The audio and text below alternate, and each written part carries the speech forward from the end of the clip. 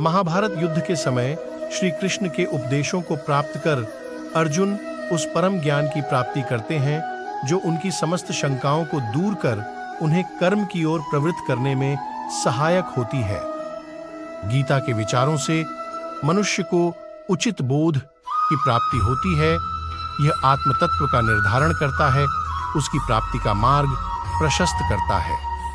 भगवान श्री कृष्ण ने मानव कल्याण के लिए उन समस्त ज्ञान विज्ञान विषयक विधिक शास्त्रों के सार रूप गीता ग्रंथ को हमारे लिए उपलब्ध करवा दिया, जिससे हमें जीवन को देखने और परखने का सही मार्ग ज्ञात हो।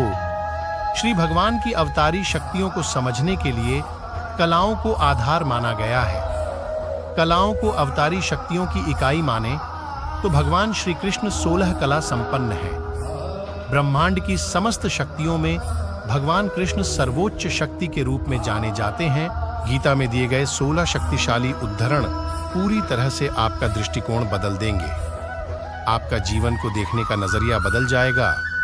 दूसरों के बारे में सोचने से बेहतर है आप अपना काम करें। आप अपना काम बेहतरी से करें कि दूसरा इंसान क्या काम कर रहा है, इस विषय पर सोचने की बजाय आप अपना काम कैसे बेहतर कर सकते हैं, इस पर बल दें।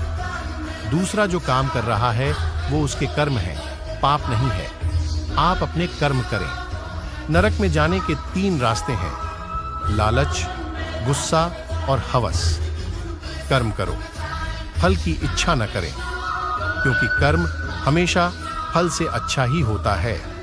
क्या हुआ था, क्या हो रहा है, क्या होगा, आप कभी भी अपने बीते हुए कल को ठीक नहीं कर सकते और आने वाले भविष्य को कभी देख नहीं सकते। केवल चिंताएं कर सकते हैं। वर्तमान में क्या हो रहा है उस पर ध्यान दें, भविष्य में नहीं। वर्तमान में जिएं। जो आपके जीवन में हो रहा है आप उसे नहीं बदल सकते। जीवन और मृत्यु के बीच में जो अंतर है उसे आंका नहीं जा सकता। मौत और जीवन के बीच में थोड़ा ही फर्क है, बस एक सोच है, ये दोनों और इसे हम भोगते हैं। आपका मन बहुत छोटा भी है और बड़ा भी है, उसी के द्वारा ही विचार उत्पन्न होते हैं। सार बस ये है कि सब कुछ आपका है और आप सबके हो। यह शरीर आपका नहीं है और न ही आप शरीर के हो। यह शरीर पंच तत्व का है, इसी से ही बना है, इसमें ही समा जाएगा। आत्मा आपकी है। विचार करो आप कौन हो। डरो मत, यह मत सोचो क्या हुआ था, क्या हो रहा है, क्या होगा। असलियत क्या है? सच्चाई कभी नहीं मरती। आदमी अपने विश्वास से बनता है। विश्वास है तो आप हो। क्रोध सारी समस्याओं की जड़ है। मन हमेशा ईर्ष्या और चिंता से भरा रहता है। जो आपके विचार हैं वो आपके दिल और दिमाग को व्यग्र कर देते हैं। आप तभी शांत हो सकते हो जब इन विचारों को अपने दिमाग से निकालकर नष्ट कर दो। अपने काम के प्रति अपने व्यवहार को सुनिश्चित रखें। आपको किससे संतुष्टि होती है? अपने काम को ईमानदारी से करें, यही खुशी का रहस्य है। ये दुनिया आपकी नहीं है, न ही आप इस दुनिया के हो। फिर अपनी खुशियों को दूसरों में क्यों ढूंढ रहे हो?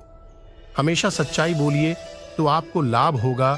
किसी को दुख देने वाली वाणी का त्याग करें।